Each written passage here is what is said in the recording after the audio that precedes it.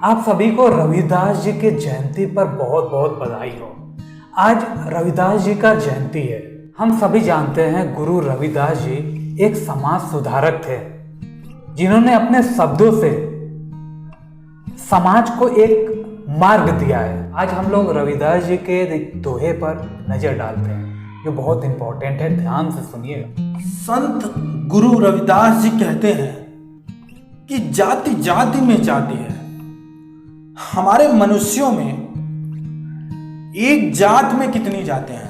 पहले तो जातों में डिवाइड है, फिर उन जातों में कितनी जातें हैं डिवाइड हुई हैं। ठीक है, जो केतन के पात, जैसे केले के पत्ते में एक पत्ते को हटाओगे तो दूसरा पत्ता, दूसरे पत्ते को हटाओगे तो तीसरा पत्ता, उसके पेड़ में भी ऐसा ही होता है। जड़ में जब एक लेयर हटाओगे तो दूसरा लेयर, तीसरा हटाओगे तो चौथा लेयर। ठीक है, ठीक हमारी भी मनुष्यों की जात ऐसे ही, एक जात में दूसरा जात, जात में जात, जात में जात। रैदास मनुष्य ना जुड़ सके जब तक जाति न जात। रैदास का मतलब हो गया, संत गुरु रविदास जी का पहला नाम रैदास था।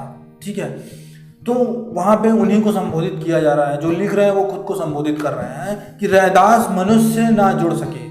इस तरह से जातों में जो डिवीजन है, जो जातों में बंटवारा है और बंटवारे में बंटवारा है, तो ये बंटवारा जब तक जाएगा नहीं जातों का, जातों में जात का जो बंटवारा है ये जब तक हटेगा नहीं, जब तक ये जाएगा नहीं, तब तक कोई मनुष्य यहां से या यहां से, दिल से दिमाग से कभी किसी से जुड़ ही नहीं सकता।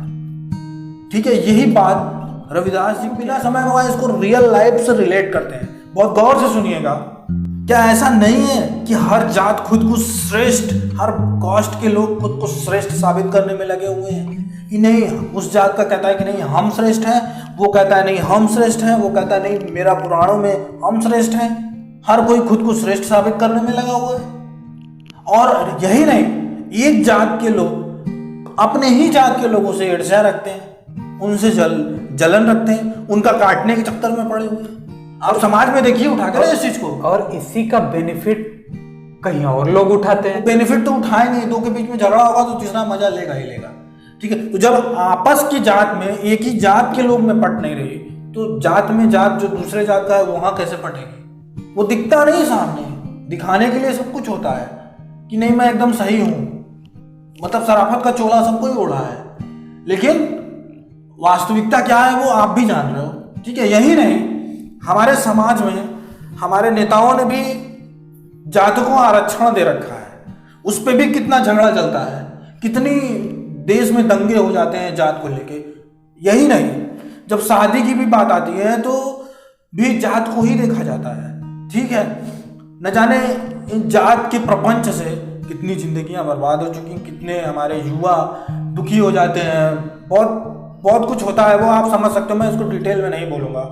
ठीक है, तो ये रहा हमारा जो छोटे से में मैंने कवर किया कि हमारे रियल लाइफ से कैसे रिलेट कर रहा है। इस पर बात करूंगा बहुत ब्रॉड हो जाएगा। ठीक है, ये बहुत ब्रॉड हो जाएगा, लेकिन जो हमारे संत गुरु रविदास जी हैं, इस चीज को उन्होंने अपने टाइम में ही बता दिया था कि जब तक मनुष्य इस जात पात को हटा के यहां से नहीं जुड़ेगा, तब तक इंसानियत की जात कभी नहीं आएगी, समानता नहीं आ पाएगी। तो रविदास जी, हमारे संत गुरु श्री रविदास जी यही समझा रहे हैं इस दोहे में कि आप एक जेन्युइन इंसान बनना चाहते हैं तो इस जात पात की जो धारणा है, परसेप्शन है, उसको अपने दिमाग से निकालना होगा। ये सबसे ऊपर उठना, इससे बिल्कुल आप एक इंसान को इंसान की नजर से देखिए, और इंसानियत से बड़ा कोई जात नहीं है।